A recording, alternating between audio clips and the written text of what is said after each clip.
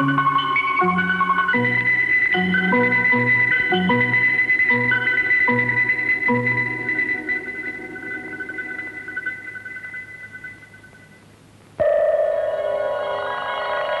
mundo que nos rodea está lleno de vibraciones y ondas, sobre todo de las electromagnéticas, como son el calor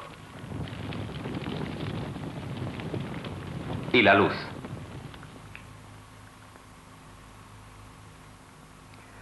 Entre las ondas electromagnéticas se encuentran los haces invisibles de las antenas de radar y las usadas para la transmisión de las imágenes de televisión. Todas estas ondas se difunden de forma inaudible e invisible. Trataremos primero de los principios generales, de los fenómenos ondulatorios y de las vibraciones. Si un péndulo se desplaza fuera del equilibrio, al volver a él adquiere un momento tal que oscila.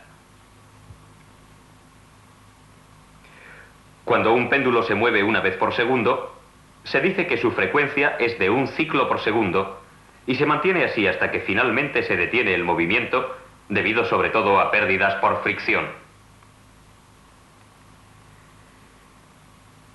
Si se empuja periódicamente el péndulo, continúa oscilando, pero se mantiene la misma frecuencia fija. Un péndulo más corto se mueve más rápidamente y otro más largo se mueve más despacio.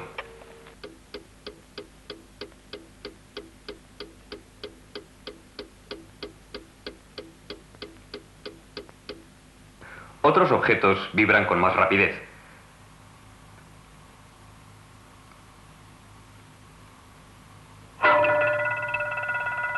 Pero sigue siendo cierto que cuanto más pequeño es el objeto, más alta es su frecuencia de vibración.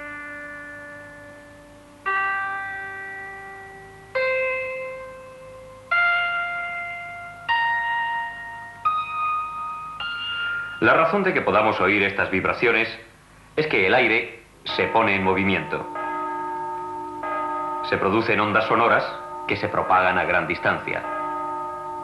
Todos estos fenómenos tienen lugar también, aunque de forma totalmente distinta, en las ondas electromagnéticas usadas para transportar la imagen de televisión. ¿Cómo se generan estas ondas? Tomemos primeramente un condensador. Dos placas metálicas que contienen, lo mismo que cualquier otro metal, innumerables electrones libres. Estas partículas, cargadas negativamente, se desplazarán en una determinada dirección al aplicarse una tensión eléctrica. Entonces habrá un exceso de electrones en una de las placas, por ejemplo en la superior, con lo que ésta quedará cargada negativamente. De modo similar, una cantidad igual de electrones se habrá desplazado de la placa inferior, que como resultado de ello se habrá cargado positivamente. Una carga de este tipo va acompañada de un campo eléctrico. Pero antes vamos a ver cómo puede aprovecharse este desplazamiento de electrones para producir un fenómeno oscilatorio. Para ello necesitamos añadir una bobina que se indica esquemáticamente. Los electrones procedentes del condensador cargado pasarán en ambos sentidos alternativamente por esta bobina y en su caso la oscilación cesará en cuanto se alcance otra vez el estado de equilibrio sin carga.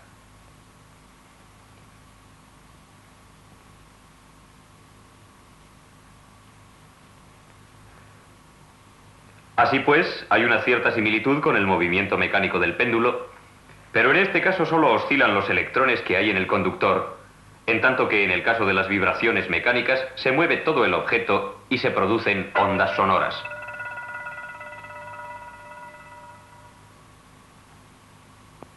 A pesar de todo, se hallará que con la oscilación de los electrones se producen ondas electromagnéticas. Observemos el campo eléctrico. Aquí está dirigido hacia arriba y cuando se produzca la descarga desaparecerá. La corriente que circula por la bobina no cesa de repente porque los electrones vuelven ahora a la otra placa del condensador. De este modo se recarga el condensador y se produce otro campo eléctrico ahora dirigido hacia abajo. Los electrones volverán a pasar en sentido opuesto y con ello el campo eléctrico se modifica continuamente, convirtiéndose en alterno. Consideremos la bobina. Como por ella circula una corriente, se forma un campo magnético dirigido ahora hacia adelante. Este campo disminuye proporcionalmente con la corriente. Después, los electrones retroceden y el campo reaparece, pero tiene sentido opuesto. Por tanto, la oscilación de los electrones va acompañada alternativamente de un campo eléctrico en el condensador y otro magnético en la bobina.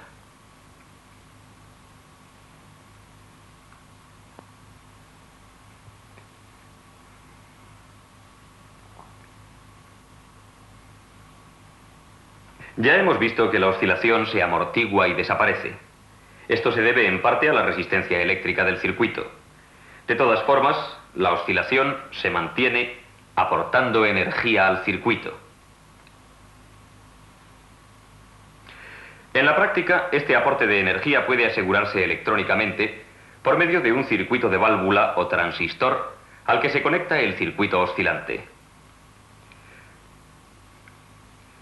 De acuerdo con el ajuste, las oscilaciones así producidas pueden tener frecuencias comprendidas entre menos de 1 y más de 1.000.000 de ciclos por segundo. La sintonía se determina con los valores de la bobina y el condensador. Un condensador mayor proporciona una frecuencia más baja. Uno menor da otra más alta. Lo mismo le sucede a la bobina.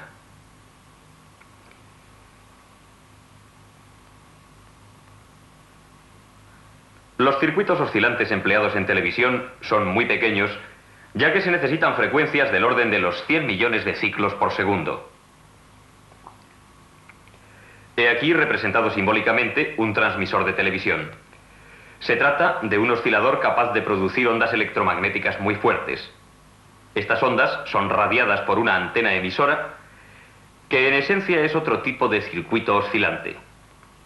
En su forma actual, el circuito no funcionará como antena, ya que los campos alternos quedan encerrados en el circuito. Como puede verse aquí, el campo eléctrico está concentrado en el condensador.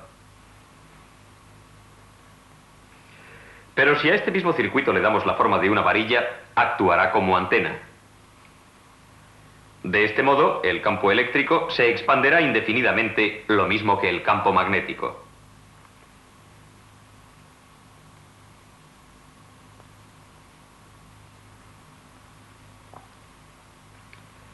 Para simplificar, podemos representar estos campos por una sola línea de fuerza.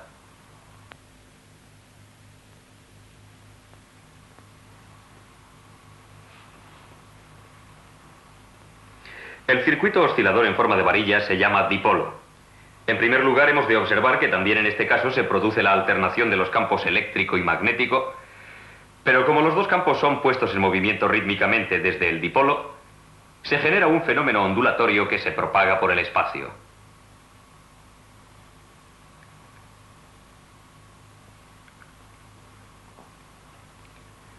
La sintonía del dipolo está determinada por su tamaño. Para una frecuencia inferior se necesita un dipolo más largo. Para una más alta, uno más corto. Hasta aquí lo que ocurre en las proximidades del dipolo. Pero, ¿qué sucede a gran distancia?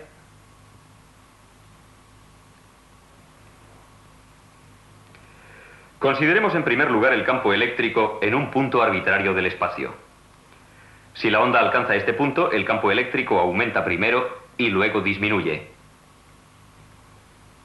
Después queda dirigido en sentido opuesto y vuelve a disminuir. Este proceso se repite de manera continua y de este modo el campo eléctrico adquiere la forma de una onda viajera.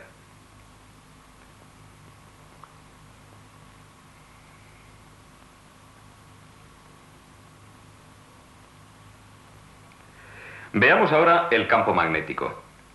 Como ya hemos dicho, estas líneas de fuerza son perpendiculares a las del campo eléctrico. La dirección del campo magnético se alterna, primero en un sentido y después en el opuesto.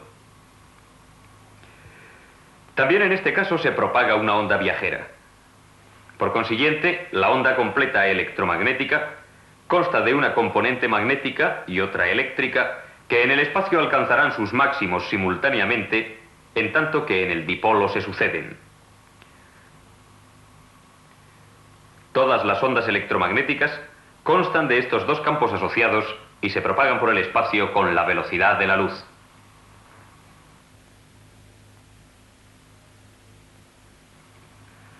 En la práctica se emplean las representaciones simplificadas que ven aquí, en las cuales se indica la relación entre la frecuencia y la longitud de onda.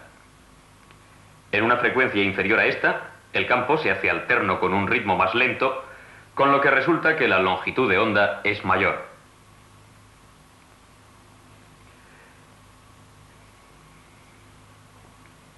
La parte de la línea aquí indicada contiene exactamente una alternancia completa del campo que corresponde a una longitud de onda.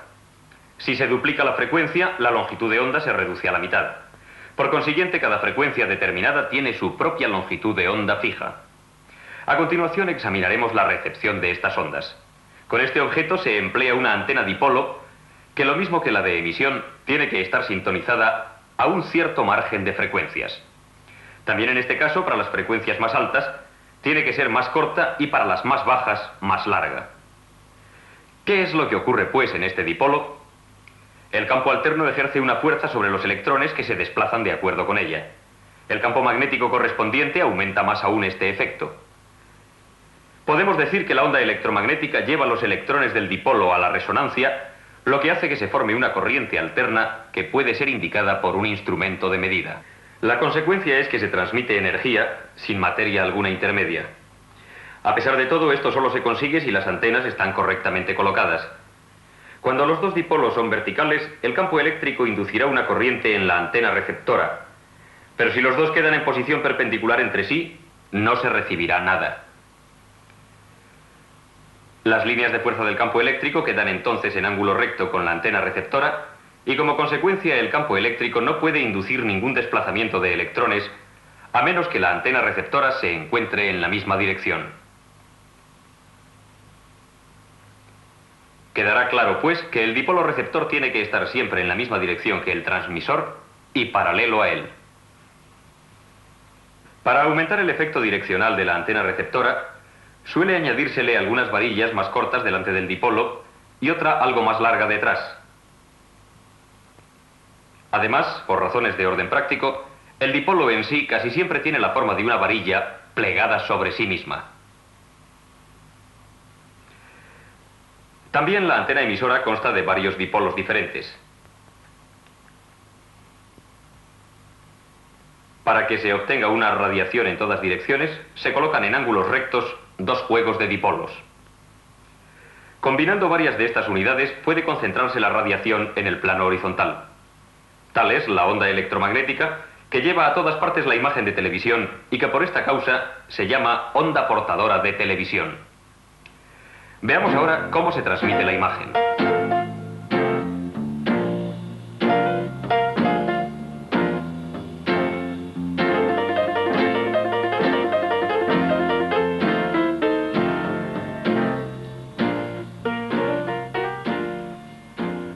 En la cámara de televisión, la luz de la escena se proyecta en la capa sensible del tubo de cámara. El principio del tubo de cámara no se trata en esta película y por el momento bastará con un breve resumen. La escena proyectada en el tubo se divide de arriba a abajo en un gran número de líneas imaginarias que se exploran electrónicamente. De este modo, el brillo de cada fragmento se convierte en una tensión de señal de intensidad adecuada.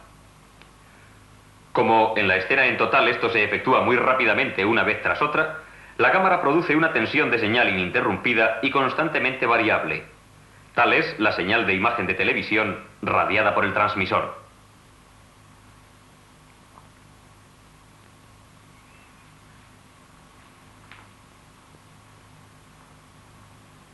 Consideremos en primer lugar que no hay señal de imagen. A este tipo de modulación se le llama modulación de amplitud y así se transmiten los tonos de la imagen de televisión con la onda portadora.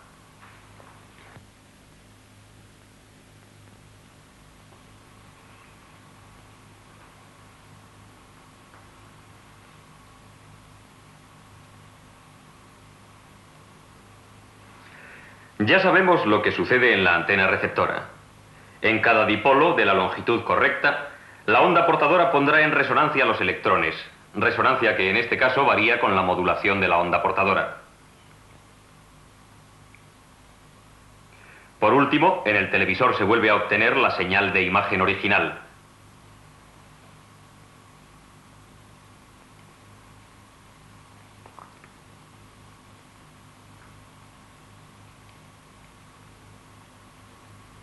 Hemos visto así cómo se transmite la señal de imagen gracias a la onda portadora para ser convertida después en una imagen luminosa y viviente de televisión.